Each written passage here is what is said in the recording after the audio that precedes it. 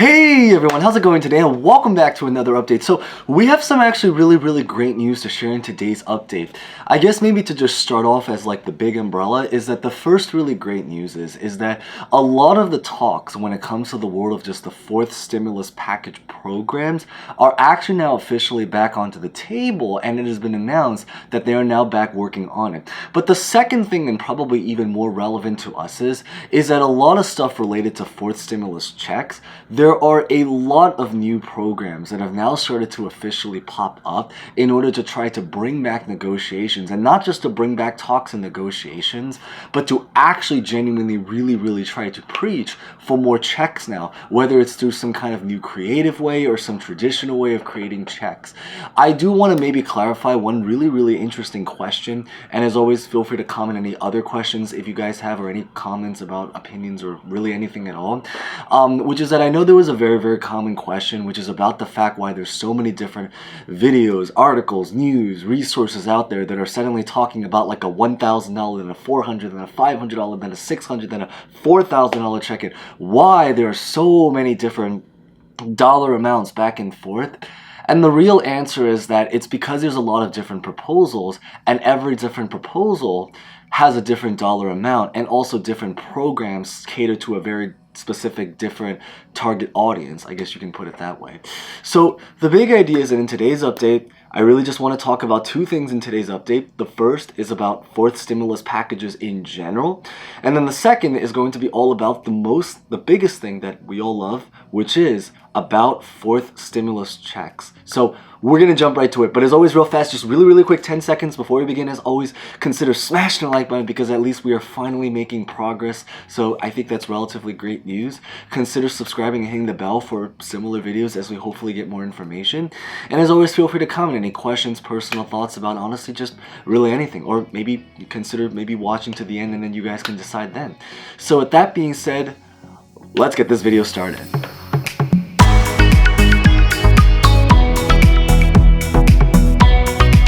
So we're going to start by talking a little bit about the fourth stimulus package programs in general. So this basically just deals with just big programs. So programs such as like child tax credit. So they are very important programs. They're programs meant to put money in our pockets, but they're also just simply put programs that are meant to not just support like us financially, but also to do things about helping the government in general. So that's why we're just going to call them stimulus package programs. Things like child tax credit, social security, pandemic EBT, government, local funding, everything industry related programs, everything related like that. The really good news to maybe start off sharing is that they have now actually officially come out in Congress to speak that they are now back negotiating on the package. And so specifically what's going on right now is that the story is that they're going to be trying to create another brand new package program, and this new program, it's predicted to be priced right around $500 billion-ish, $550 billion. So it is definitely going to be a much smaller plan than compared to the other proposals that we've been used to, but at least it's starting to make a lot of progress. But what's probably even more particularly, I guess, special or particularly important about trying to get this package through is that because right now the story is that after what ended up happening with struggling to approve of the original version of the social, so programs meant to put money in our pockets, infrastructure, packages, a lot of different names about that. What's going on now is that they want to really try to press to get this one through, because the story is that right now inside of Congress, I guess you can say is that the power situation is mostly Democrat, just speaking objectively. So because of that reason, there is a lot of fear right now that as they move closer to elections, and eventually when that comes, they don't know if they're going to be able to maintain and control power inside of Congress. So their biggest fear is that if they're already struggling to approve it's not even just programs, but just any bill. It could even be a bill related to us. It could be a bill related to foreign countries, Ukraine, or funding, or everything related to that. The belief is that because if it's already very difficult to be able to approve programs right now, what they're very, very afraid of is that people can only imagine, if they end up now losing power in Congress, how much even more difficult it's going to be. And we don't even have to necessarily speculate, because if you guys have remembered from way back when we were talking about the second stimulus package, and welcome back to another second stimulus check, second stimulus package, that era. We talked all about how it took months and months and months for them to finally try to get something through. And it was just back and forth negotiations over and over again. And the reason it took so long was exactly because there was such a, imbalance of power going on inside of Congress. So what they're very, very afraid of is that if they're already struggling with programs now, we can all only imagine how much more difficult it will be if the elections doesn't end up going in their particular favor. So because of that reason, there's an even greater motivation now to try to get as many programs through. They don't know how many they can go through, but there is definitely a relative sense of time sensitivity of trying to get whatever they can through as soon as they possibly can, while they actually physically can. Certainly at least do it with more ease than what would have been if, we don't know how the elections are going to end up playing out. But that's really the biggest focus right now.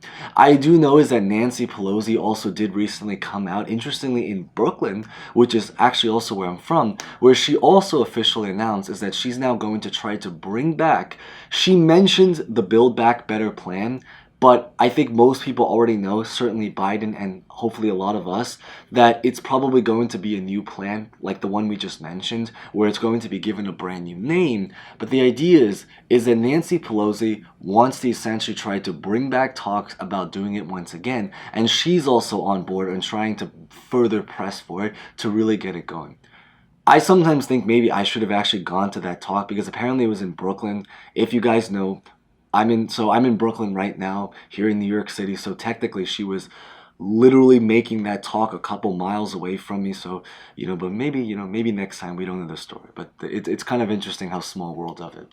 So after this is now, I really just want to talk maybe now about the maybe interesting stuff, which is all going to be about the fourth stimulus checks. So when it comes to the world of the fourth stimulus checks, this is the really, really great news about it, is that going back is that we are now starting to see a lot of resources. You might have already followed other channels. Hopefully, you can get some information and value out of this one as well. Huge thanks for just being here in general. But the reason we are seeing so many different plans with like this check, couple $100 checks, is because there's a lot of people that are now really trying to press for it. There are things happening on a country level, so that means all 50 states. We made a couple videos about that. Most people already saw it, so huge thanks, but we'll put it at the very, very end screen if you guys haven't checked it out on specific programs. And there's also a lot of things happening on the state level. Probably the biggest relatively breaking or just surfacing information right now is that there are a lot of programs right now related to things about the gas oil situation, the gas oil and tax situation, where they're trying to create many stimulus programs.